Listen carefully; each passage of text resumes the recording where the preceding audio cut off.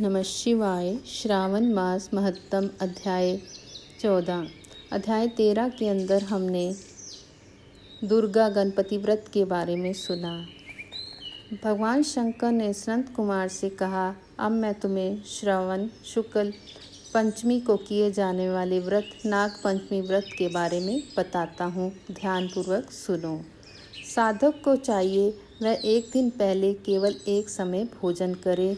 पंचमी वाले दिन स्वर्ण या रजत निर्मित नाग लेकर नक्त व्रत करना चाहिए। नक्त व्रत रखकर बढ़ई या कुम्हार से 5 फनों वाला नाग बनवाकर उसकी पूजा करनी चाहिए। अपने घर के मुख्य द्वार के दोनों तरफ गोबर से 5 फनों का नाग बनाकर कटोरे में दूध रखकर उसकी धूप, दीप, गंध, अक्षत, करवीर, मालती, चमेली तथा चंपों के फूलों से पूजा करनी चाहिए। ब्राह्मणों को शुद्ध घी के लड्डू तथा खीर का भोजन करवाना चाहिए। कालिय नाग, तक्षक नाग, शंखपाल, वसुकी, शेषनाग, पद्मनाग आदि नागों को हल्दी व चंदन से दीवार पर बनाकर तथा नाग माता क्रुद्ध को भी अंकित कर पुष्पों से पूजा करनी चाहिए। पूजन के पश्चात घी और खांड मिलाकर उनको दूध पिलाना चाहिए। उस दिन लोहे की कढ़ाई में पकवान नहीं बनाने चाहिए। गेहूं और दूध की खीर बनाकर भुने चने, धान का लावा और भुने जौ नागों को देने चाहिए और स्वयं भी इन्हीं वस्तुओं का भोजन करना चाहिए। परिवार वालों को भी यही वस्तुएं खाने में देनी चाहिए। सांपों की बांबी के पास गान वाद द्वारा उत्सव मनाना चाहिए।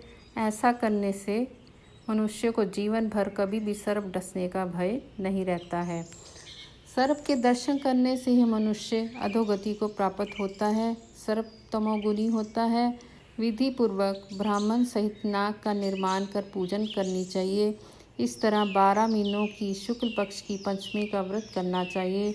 वर्ष की समाप्ति पर शुक्ल पक्ष पंचमी को फिर से नागों का पूजन करना चाहिए।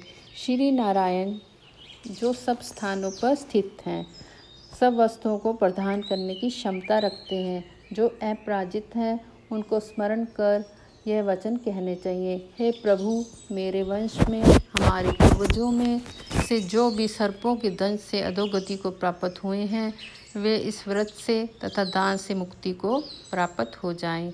इस प्रकार उच्चारण कर सफ़ेद चंदन युक्त चावल के पानी को भक्तिपूर्वक वासुदेव श्री कृष्ण के निमित्त जल में छोड़ देना चाहिए।